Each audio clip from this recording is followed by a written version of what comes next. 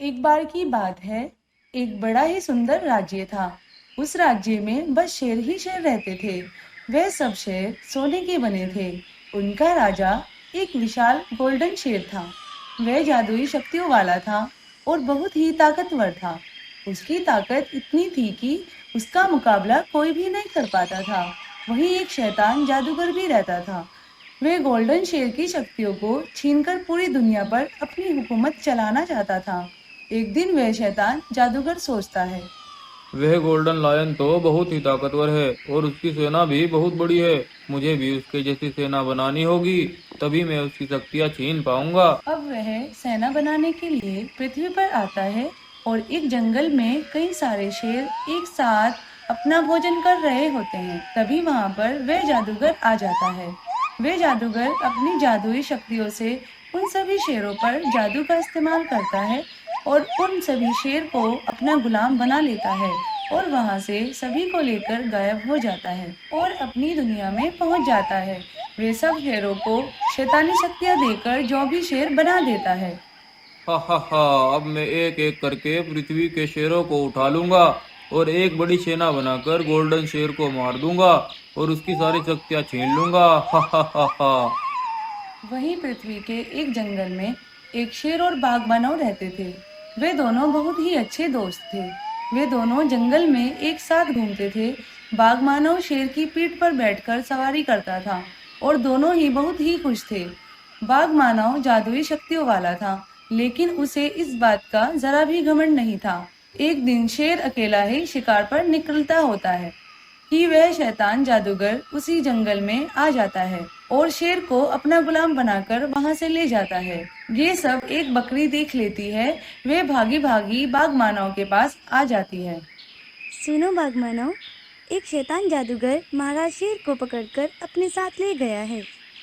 क्या कहा? उस जादूगर की इतनी हिम्मत! वे मेरे दोस्त को पकड़कर अपने साथ ले गया। मैं उसे जिंदा नहीं छोड़ूंगा। वह शैतान जादूगर अपनी सेना के साथ गोल्डन शेर की दुनिया में पहुंच जाता है। गोल्डन शेर और शैतान जादूगर की सेना आमने सामने आ जाती है। पृथ्वी लोक पर बाघ मानव अपनी शक्तियों से सारा माजरा जान लेता है। अरे, मेरे दोस्त की जान खतरे में है। मुझे जल्दी से जाना होगा। वे दुष्ट जादूगर बहुत ज्यादा शक्तिशाली हो गया था और वह और उसकी सेना गोल्डन शेर और उसकी सेना को कैद कर लेते हैं। हा हा हा हा। मुझे जल्दी से अपनी सारी शक्तियाँ दे दो गोल्डन शेर, नहीं तो मैं तुम्हारी पूरी सेना को खत्म कर दूंगा। हा हा हा हा हा। नहीं नहीं, मैं ऐसा कभी नहीं करूंगा। चाहे तो तुम हम सबको मार डालो, लेकिन हम तुम्हें शक्तियाँ देकर इस दुनिया को मुसीबत में नहीं डाल सकते हैं। तो फिर ठीक है, मैं अपने साथ आए इन सभी शेरों को मार डालूंगा। ये सब मेरे बस में है। ये सब निर्दोष है, पर ये तुम्हारी वजह से मारे जाएंगे। अब गोल्डन शेर सोच में पड़ जाता है। ये कैसी मुसीबत में फंस गया हूँ मैं। ये बेचारे शेर तो निर्दोष हैं और ये तो कुछ भी नहीं जानते। इन्हें मैं कैसे मरने के लिए छोड़ दूँ? फिर गोल्डन शेर जादूगर को अपनी शक्तियां देने के बारे में सोचता है और फिर शैतान जादूगर से बोलता है। ठीक है, मैं तुम्हें अपनी सारी शक्तियाँ दे दूंगा। पहले इन सब शेरों को अपने सम्मोहन से मुक्त कर दो। नहीं, पहले तुम मुझे अपनी सारी शक्तियाँ दोगे, तब मैं सबको आजाद कर दूंगा।